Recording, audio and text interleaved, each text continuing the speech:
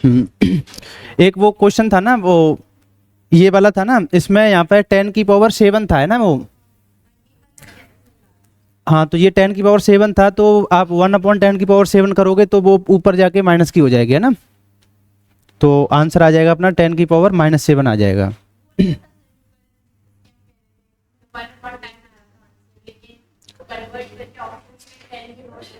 हाँ यही था वो, है ना, ये वहाँ। हाँ तो ये 10⁻7 था वहाँ पे, है ना, तो 10⁻7 हो जाएगा आंसर। फिर उसके बाद में ये 14 तक तो हमने देख लिया था। ये हमें मैंने बताया था ना, ये कई गुना तक बढ़ाता है, कम दे रखी वैल्यू। ये देखो, ये वाला क्वेश्चन जो है 15 नंबर वाला, the rate constant for conversion of substrate into product is, इतना दे रखा है आपको। रेट कांस्टेंट का मतलब ये हो गया आपका के एफ, कितना दे रखा है 10⁻⁻4 सेकेंड इनवर्स, ठीक है। While the reverse rate constant का मतलब क्या होगा, मतलब प्रोडक्ट सबस्टेट में चेंज होगा तो वो के भी हो जाएगा। कितना हो गया ये -6, ये भी सेकेंड इनवर्स, ठीक है। अब आपको क्या निकल रहा है, an enzyme enhance the rate of this reaction by 100 fold, कितने गुना तक रेट को बढ़ा देता है, 100 गुना तक बढ़ा देता है। The equilibrium constant for this enzyme catalyse reaction is, equilibrium constant निकालना है कि इक्विलिब्रियम क्या होता है बताओ, ये के एफ अपॉन के बी, तो ये निकाल लो के एफ अपॉन के बी से क्या निकलेगा बताओ, 10⁻⁻4 अपॉन 10⁻⁻6, तो क्या बचेगा 10⁻+2 बचेगा, है ना, है ऑप्शन में ऐसा। फिर इसका क्या होगा, इनटू क्या करना पड़ेगा, ये किसने बोला था ऐसा। देखो आपको एक बात बताई थी, कल लिखाया था ना कि इसका कोई रोल नहीं, तो आपको कंफ्यूज करने के लिए दिया है वैसे, है ना। एंजाइम जो होता है वो चाहे 100 गुना बढ़ाए, 1000 गुना बढ़ाए, 10,000 गुना बढ़ाए, वो के इक्विलिब्रियम को चेंज नहीं कर सकता। समझ में आ गई बात, के इक्विलिब्रियम कितना रहेगा 100 ही रहेगा। यहाँ पे कितने गुना भी चेंज करे लेकिन के इक्विलिब्रियम चेंज नहीं होता, लिखाई थी ना कल ये वाली बात, तो कितना रहेगा 100 ही रहेगा, है ना।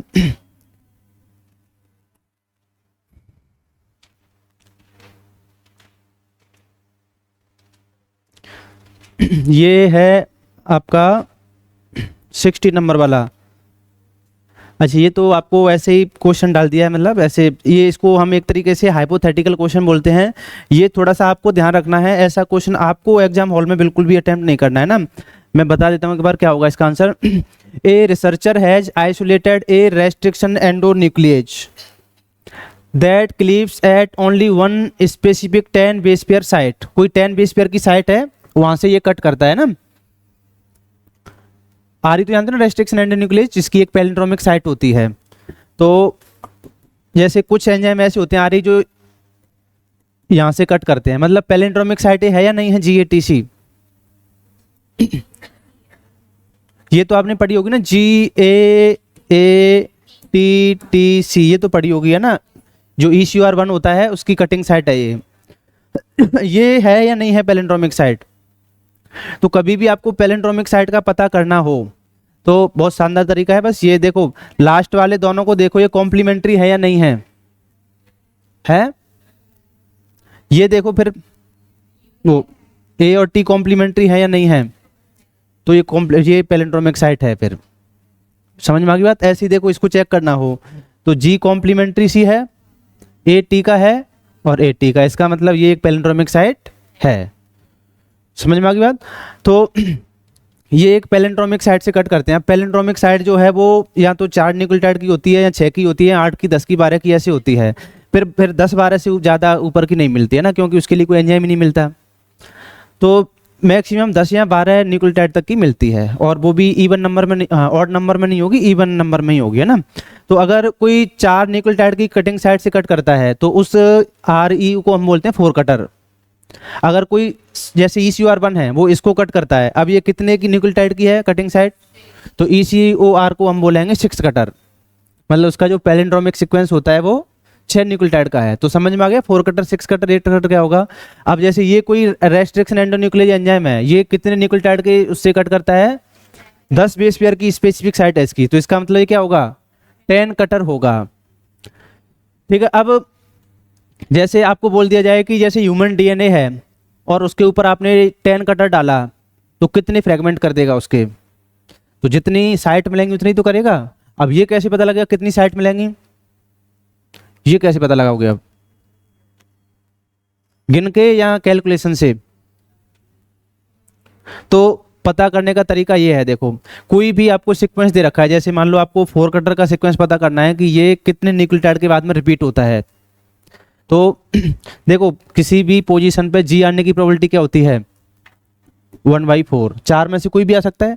ए आने की क्या होगी, तो 4 न्यूक्लियोटाइड का जो रिपीटेशन सीक्वेंस होता है वो होता है 1/256, मतलब हर 256 न्यूक्लियोटाइड के बाद में वो सीक्वेंस रिपीट होगा ना 4 कटर वाला। और 6 कटर वाला होगा तो 1/4 इंटू 1/4 और कर लो, समझ में आ गई बात। तो अब इसमें कितने कटर का दे रखा है, तो 10 कटर का, तो कितने न्यूक्लियोटाइड के बाद में रिपीट होगा, तो इसके लिए आपको क्या करना पड़ेगा, 1/4 कितनी बार मल्टीप्लाई करना पड़ेगा, ये 10 बार करना पड़ेगा, 10 बार करना पड़ेगा ना। तो देखो ये थोड़ा सा आप ध्यान रख लेना, अगर 1/2 की पावर 10 होती है तो इसकी वैल्यू होती है 1024, है ना, फिक्स है बिल्कुल पहले से ही। और 1/4 की पावर 10 है तो इसको आप क्या लिख सकते हो, 1/2 की पावर 10 इंटू 1/2 की पावर 10 ऐसे लिख सकते हैं ना। तो इसकी वैल्यू जो है लगभग होती है 10 लाख के लगभग होती है, मतलब 10 की घात 6। वो आप मोबाइल से करोगे ना कैलकुलेशन तो आ जाएगी। मतलब 1/4 की पावर कितनी लगाओगे आप, 10 लगाओगे, तो वैल्यू कितनी आएगी इसकी, 10 की पावर 6 के लगभग आएगी, है ना। ये तो अभी हम पढ़ेंगे बाद में ना। हाँ, 1 न्यूक्लियोटाइड तो 4 ही है ना, 6 कटर है तो 1/4 1/4 6 बार मल्टीप्लाई करना पड़ेगा। 10 वाला है तो 1/4 इंटू 1/4 10 बार करना पड़ेगा। तो 1/4 इंटू 10 बार करते हो तो ये कितना आता है आपका, 10 लाख आता है लगभग, है ना।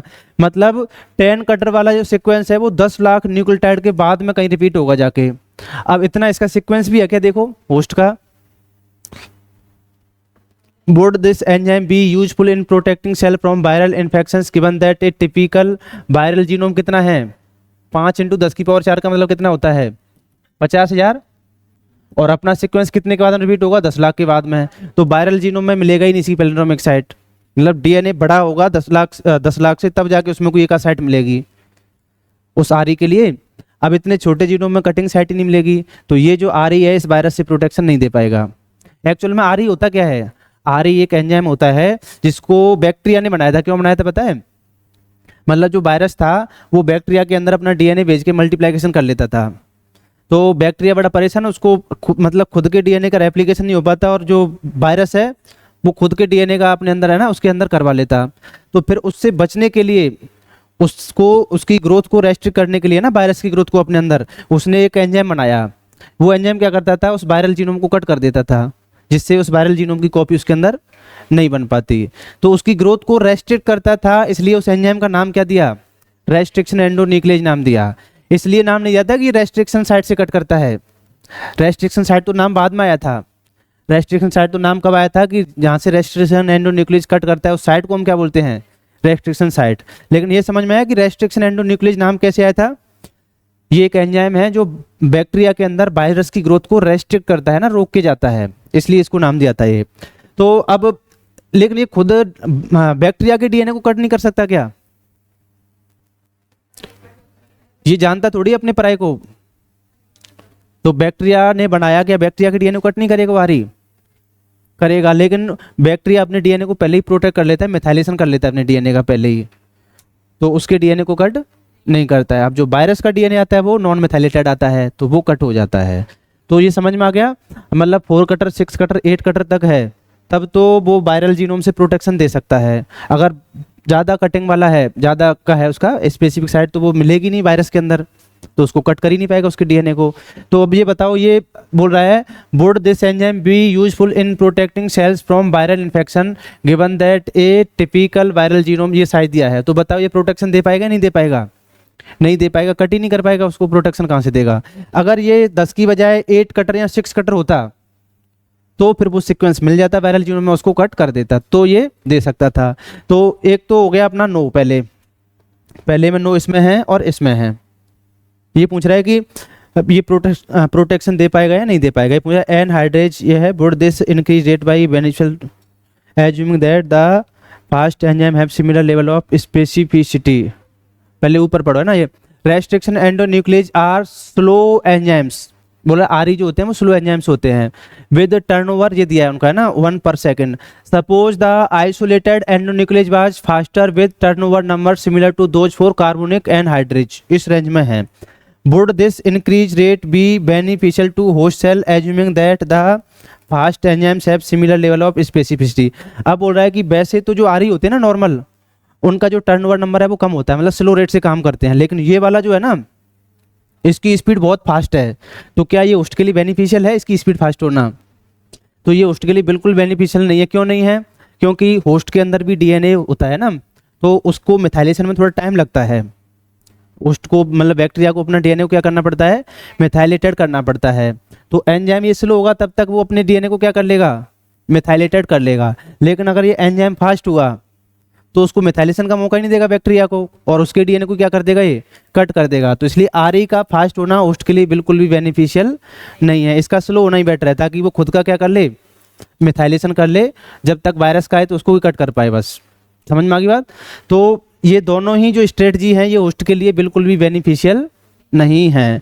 लेकिन मैं आपको क्या बोल रहा हूँ, ऐसा क्वेश्चन आपको एग्जाम में बिल्कुल भी करके नहीं आना है, इसको बोलते हैं हाइपोथेटिकल क्वेश्चन। अब ये तो मैंने बता दिया, लेकिन आपको ऐसे क्वेश्चन में माथापच्ची बिल्कुल भी नहीं करनी है ना। ऐसे दे दे कि ये कोई प्रोटीन है, इसमें से इस पार्ट को कट कर दें तो क्या होगा, बिल्कुल नहीं सोचना है ना, क्वेश्चन को छोड़ के आगे बढ़ो। समझ मारी बात। अगर आपने पहले से पढ़ रखा है उसके बारे में तो अच्छी बात है। अगर कोई नया क्वेश्चन आ जाता है ना कि कोई अननोन प्रोटीन आ गई, उसका नाम ही नहीं सुना आपने, और बोल दे कि इसके 2 टुकड़े कर दें तो क्या होगा, तो कुछ नहीं होगा, आगे बढ़ो है ना, सीधे टाइम वेस्ट करने से मतलब बचना है अपने को।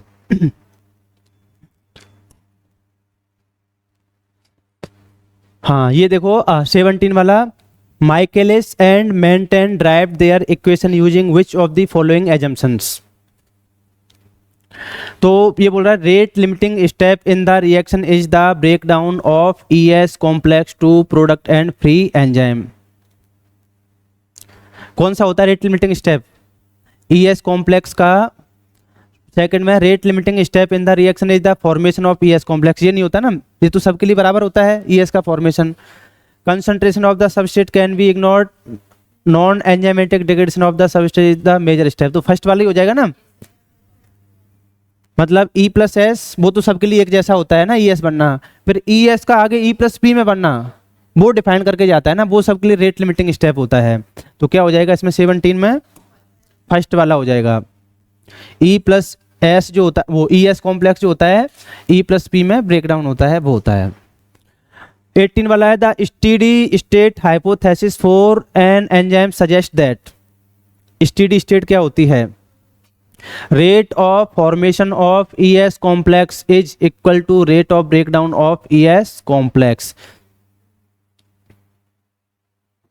स्टेडी स्टेट का मतलब जानते हो ना, जो इक्विलिब्रियम वाली कंडीशन होती है ना, मतलब जितना ES बन रहा है उतना ही ES ब्रेकडाउन होकर E प्लस एस बना रहा है, ये है स्टेडी स्टेट। तो क्या हो जाएगा इसमें, rate of formation of ES complex is equal to rate of breakdown of ES complex. जितना बने उतना ही क्या हो जाए, वो ब्रेकडाउन हो जाए। मतलब ये स्टेडी स्टेट जो एक तरह से इक्विलिब्रियम वाली कंडीशन है। Following are statement on enzyme kinetics, choose the correct statement. ये पढ़ो है ना 19 नंबर वाला। Sufficient high concentration of substrate can not completely relieve competitive inhibition. क्या हाई कंसंट्रेशन से रिलीव नहीं कर सकते हम कॉम्पिटिटिव इनहिबिशन में? कर सकते हैं ना, भी हुआ था ना, आप सबस्ट्रेट की कंसंट्रेशन बहुत ज़्यादा बढ़ा दो तो इनहिबिटर नेग्लिजिबल हो जाएगा, तो यहाँ पे हम रिलीव कर सकते हैं, ओवरकम कर सकते हैं ना, लेकिन ये मना कर रहा है ना, गलत हो गया। Sufficiently high concentration of substrate can relieve non competitive inhibition, non competitive में तो नहीं कर सकते हम रिलीव, तो ये तो गलत है, ये बात ऊपर लिखनी चाहिए थी इसको, है ना। Allosteric nature of an enzyme can not be inferred from A plot of reaction velocity and substrate concentration.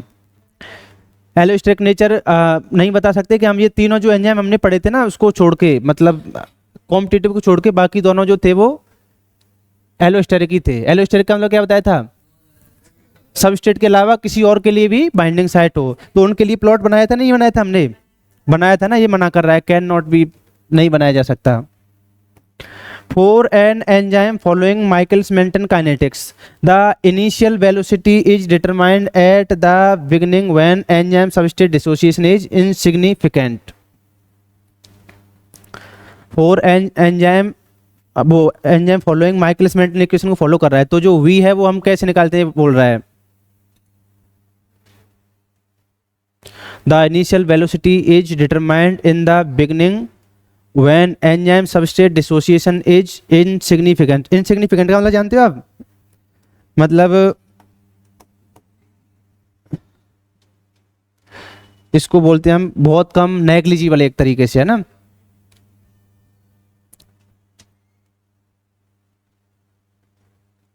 तो ये बोल रहे हैं हम निकाल सकते हैं क्या, जब, तो ये मैंने भी आपको Km बताया था ना, Km मैंने बताया था ना कि जब प्रोडक्ट ज्यादा बन रहा हो या कम बन रहा हो, कब निकालते हैं Km, rate of product formation क्या हो, कम हो।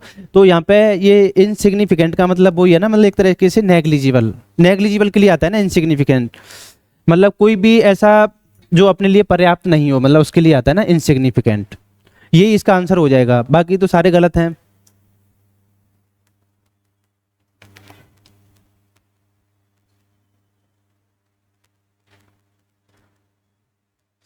ट्वेंटी नंबर वाला, ये अभी आपने पढ़ा है ना, ऐसा ऐसा कैसा equation, description of Km, Kcat and their relationship is provided in the following statement. हाँ, तो ये देखो, ये बोल रहा है Km represents association constant for ES complex, तो ये एसोसिएशन को बताता है, डिसोसिएशन को बताता है, तो ये तो डिसोसिएशन को बताता है ना, तो ये तो गलत हो गया।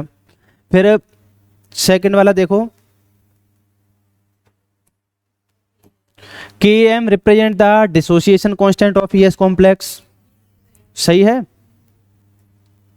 Kcat is the rate constant for the chemical conversion of ES complex to substrate bound enzyme and product। अब देखो यहाँ पे सब कुछ सही है, ये सबस्ट्रेट बाउंड एंजाइम नहीं, केवल क्या होना चाहिए, फ्री सबस्ट्रेट और प्रोडक्ट तो बनता ही है ना, ये फ्री सबस्ट्रेट, यहाँ पर बोलिए सबस्ट्रेट बाउंड एंजाइम, ये नहीं होगा, यहाँ पे क्या होगा, फ्री एंजाइम होगा। देखो ये ई सबस्ट्रेट बाउंड है या फ्री है, फ्री है, तो ये सबस्ट्रेट बाउंड नहीं होना चाहिए ना यहाँ पे, बाकी सब सही है। के कैट क्या होता है, ई एस कॉम्प्लेक्स का ई प्लस पी में ब्रेक डाउन होना, वही है ना के कैट है, लेकिन इसने क्या बोल दिया, ई की जगह पे एंजाइम सबस्ट्रेट बोल दिया बाउंड, लेकिन वो फ्री फॉर्म होनी चाहिए ना एंजाइम की। फिर डी वाला है K cat upon K M is a rate constant that refers to the property on reaction of the free enzyme and free substrate. ये आप थोड़ा सा इसमें लिख लो, है ना, अगर आपको किसी एंजाइम की एफिशिएंसी निकालनी हो, उसमें नोट्स में लिख लेना, तो जो एंजाइम एफिशिएंसी होती है वो दो पैरामीटर से निकाली जाती है, एक तो के कैट से अपॉन के एम से, मतलब किसी एंजाइम का के कैट जितना ज़्यादा होगा, के एम जितना कम होगा, वो एंजाइम उतना ही ज़्यादा एफिशिएंट होगा।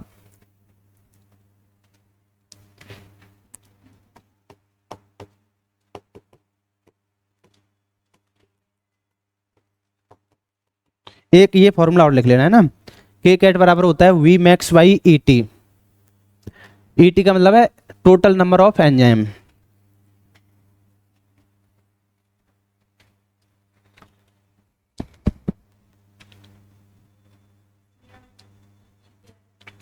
एंजाइम एफिशिएंसी, एंजाइम एफिशिएंसी उस एंजाइम की ज़्यादा होगी जिसका के कैट तो ज़्यादा हो और के एम कम हो।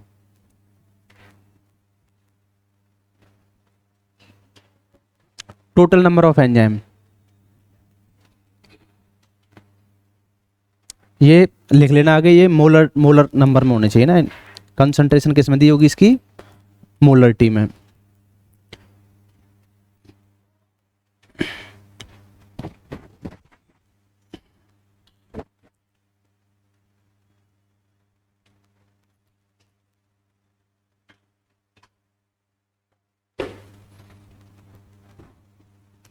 ठीक है, लिख लिए।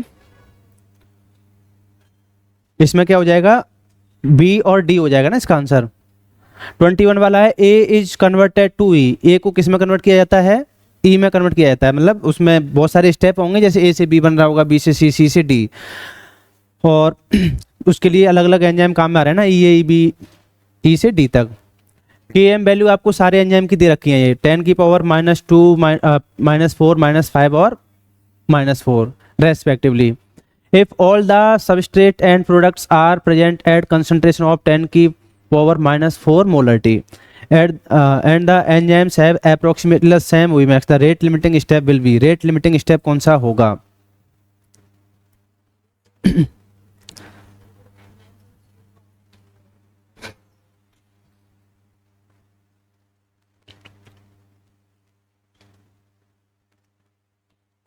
देखो अब एंजाइम ई ए है ना, इस ई ए के लिए के एम कितना है, -2, और ई बी के लिए 10 की पावर -4, ये के एम दे रखा है ना। अब सबस्ट्रेट की कंसंट्रेशन क्या दे रखी है? अब पहले तो ये बताओ कि इनमें ज़्यादा एफिशिएंट एंजाइम कौन सा होगा, सबसे ज़्यादा एफिशिएंट चारों में? फर्स्ट वाला। ज़्यादा एफिशिएंट के लिए के एम कम होना चाहिए या ज़्यादा? के एम कम होना चाहिए, अभी तो बताया था के कैट अपॉन के एम होता है ना, तो के एम सबसे कम किसका है?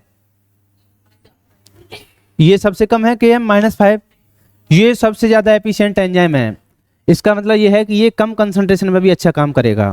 के एम जितना कम होगा उतना ही कम कंसंट्रेशन में आपको Vmax मिल जाएगा। समझ में आ गई बात? तो इसके लिए तो आपको कम कंसंट्रेशन भी डाल दोगे तब भी काम चल जाएगा, है ना। इसका के एम है 10 की पावर -4 और कंसंट्रेशन क्या है उस टाइम पे, ये है सॉल्यूशन की। इसका मतलब इसके के एम से ज़्यादा कंसंट्रेशन है उस टाइम पे, तो इसकी तो स्पीड अच्छी खासी चल रही होगी। अब इसमें आप कंसंट्रेशन बढ़ाओगे भी, जैसे ये कोई वो है ना इक्वेशन इसका, और इस पॉइंट पे आपको के एम मिलता है, लेकिन के एम से ज़्यादा कंसंट्रेशन है, इतनी है, मतलब यहाँ कहीं, इससे अब ज़्यादा आप बढ़ाओगे तो रेट कोई बहुत ज़्यादा नहीं बढ़ेगी, हाँ थोड़ी बहुत बढ़ेगी, क्योंकि जो कंसंट्रेशन है वो ऑलरेडी इसके के एम से क्या है, ज़्यादा है, और इन दोनों में के एम के बराबर है, तो इनमें बढ़ेगी तो सही, लेकिन बहुत ज़्यादा नहीं बढ़ने वाली। लेकिन यहाँ पर जो है आप देखोगे के एम इसका बहुत ज़्यादा है और कंसंट्रेशन उसके कंपैरिजन में बहुत कम है, 100 गुना तक कम है।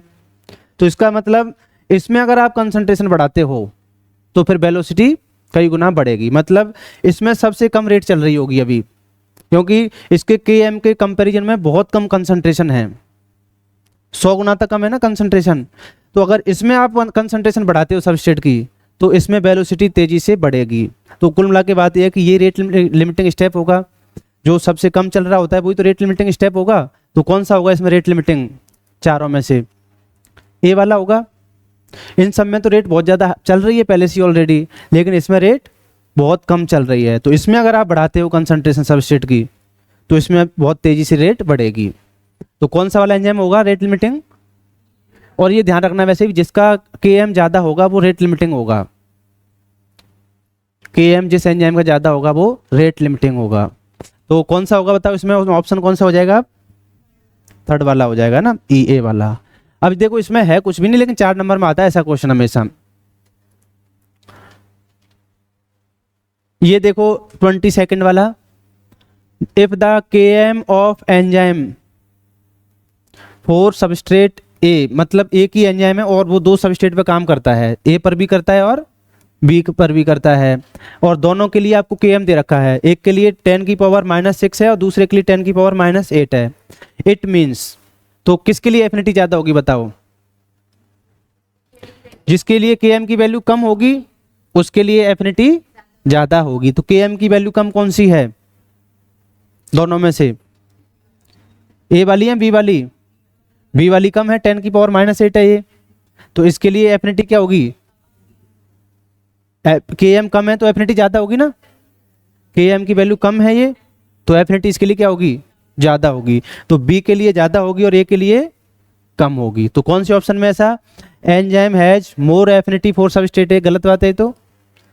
Enzyme has more affinity for substrate B than substrate A, ये तो सही बात है ना। एंजाइम हैज इक्वल एफिनिटी, ये भी नहीं होगा। और एंजाइम इज नॉन स्पेसिफिक, ये बोल रहा है कि नॉन स्पेसिफिक है, के एम की वैल्यू बहुत कम है, इसका मतलब नॉन स्पेसिफिक तो नहीं होगा। के एम की वैल्यू बहुत ज़्यादा होती तो हम नॉन स्पेसिफिक बोल सकते थे कि बाइंड ही नहीं कर रहा सबस्ट्रेट से। ये तो Km की वैल्यू बहुत कम है ना, 10 की पावर -6 -8, इसका मतलब अच्छी खासी एफिनिटी होगी एंजाइम के साथ में। Km जितना कम, Km की वैल्यू ज़्यादा दे रखी होगी आपको, इसका मतलब एफिनिटी है ही नहीं। जैसे 10 की पावर 1 दे दे, 10 की पावर -1 दे दे, तो वैल्यू ज़्यादा है वो, तो एफिनिटी मतलब कम होगी, इसका मतलब नॉन स्पेसिफिक है उसमें।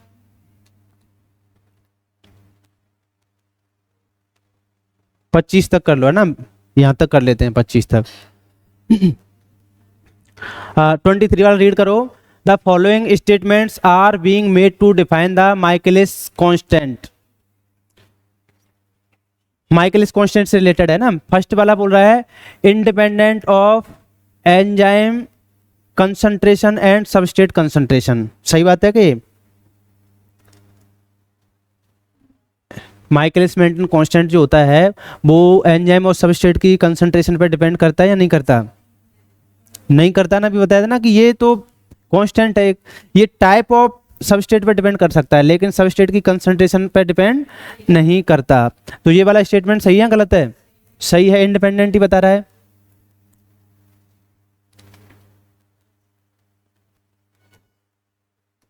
बी वाला equal to the dissociation constant when the ES complex dissociate more rapidly than product formation.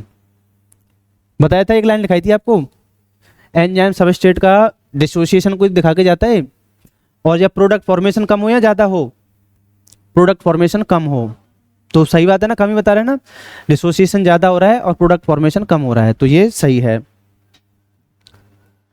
Equal to the dissociation constant when product formation is more, तो ये नहीं होगा ना।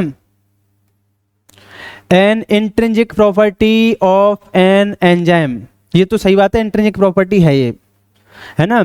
And does not depend on, ये गलत है फिर यहाँ से आगे। अगर यहाँ पे सबस्ट्रेट कंसंट्रेशन वगैरह दे देता तो सही होता है स्टेटमेंट। इंट्रिंसिक प्रॉपर्टी है लेकिन इन पर डिपेंड करता है ना, तो ये वाला क्या हो जाएगा? गलत हो जाएगा। तो ए और बी सही है अपने ना दोनों। ठीक है, 24 वाला देखो। ड्यूरिंग एन एंजाइम ऐसे इफ द इनिशियल वेलोसिटी आपको इतनी दे रखी है ना, वी कितना दे रखा है?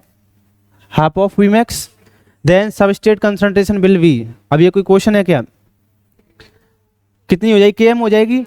वी जब वी मैक्स बाई 2 होता है तो वो Km के बराबर होती है, तो ये क्या हो जाएगी? Km हो जाएगी। 25 वाला देखो। Km for enzyme is equal to where, कौन सा होगा इसमें बताओ? V बराबर कितना? तो देखो इसको अगर आप सॉल्व करोगे तो 2V0 बराबर V मैक्स है, तो V0 बराबर क्या हो जाएगा? V मैक्स बाई 2 हो जाएगा, तो ये सेकंड हो जाएगा। अब उसको कैसे घुमा फिरा के कैसे भी पूछ ले उसको पर ये क्वेश्चन कम से कम 15 बार आ गया होगा ना। V मैक्स बाई 2 पे Km होता है या Km पे कितना होता है, उसको उल्टा सीधा करके ऐसे। तो अब जैसे देखो ये 26 वाला है, अब इसको थोड़ा सा बड़ा कर दिया, ये तो 2 नंबर का है, ये जैसे 4 नंबर का बना दिया। अब पढ़ के देखो 26 को, अभी ज़्यादा पुराना नहीं है, 2022 में आया है ना, फरवरी में। पढ़ के देखो एक बार। The enzyme alkaline phosphatase was tested for its catalytic activity. अब यहाँ तो कोई सा भी नाम दे, कोई फर्क नहीं पड़ता अपने को।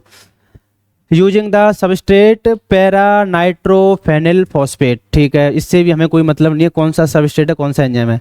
द Km कितना दे रखा है आपको? 10 मिलीमोलर दे रखा है Km, ठीक है ना। एक बार यूनिट का इसमें ध्यान रखना होता है ना, जो मिलीमोलर है तो मिलीमोलर में देखना है, माइक्रोमोलर है तो माइक्रोमोलर में होनी चाहिए ना सारी यूनिट। और वी मैक्स कितना दे रखा है आपको? 100 माइक्रोमोल पर मिनट, ठीक है। Which one of the following option represents the initial velocity, मतलब V0 निकालना है आपको ना, कितनी होगी? At the substrate concentration of 10 millimolar. निकाल लोगे उस माइकलिस मेंटन कांस्टेंट वाले इक्वेशन से, V बराबर V max S upon Km plus S से।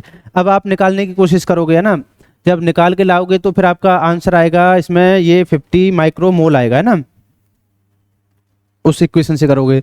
लेकिन अगर आप यहाँ पे ध्यान से देखो तो इसका Km कितना है? 10। अगर इतनी कंसंट्रेशन पे मैं आपसे पूछूं कि V कितना होगा, वी मैक्स बाई 2। अब ये देखो कितनी पर निकलवा रहा है, initial velocity of the reaction substrate concentration of 10 millimolar, मतलब Km के बराबर कंसंट्रेशन पे ही तो निकलवा रहा है वेलोसिटी, यही Km दे रखा है आपको ये रहा, और इतने पे ही लास्ट में आके बोल रहा है 10 मिलीमोलर कंसंट्रेशन में क्या होगी, तो क्या होगी, तो आप सॉल्व करोगे तब भी यही आएगा, नहीं तो अगर आप यहाँ ध्यान से ऑब्जर्व करोगे तो आपको पता लग जाएगा यही Km है और इतने पे ही निकलवा रहा है ये, तो वी मैक्स बाई 2 तो आएगी वेलोसिटी। यहाँ तो आप सॉल्व कर लो, यहाँ भाई समझ के कर लो। अब इसको थोड़ा सा घुमाने के उसने 4 नंबर का कर दिया, इसको ये 2 नंबर का हो गया। समझ में आ गया सुबह, वही Km है और वही कंसंट्रेशन दे रखी है। तो ये आपके 26 हो गए, यहाँ से आगे आप कल करोगे ना। अभी आपको ये भेज देता हूँ मैं ना ग्रुप में PDF, फिर घर पे जाके थोड़ा सा करके देख लेना, अगर हो जाए तो, बाकी मेरे को तो सारे कराने हैं वैसे।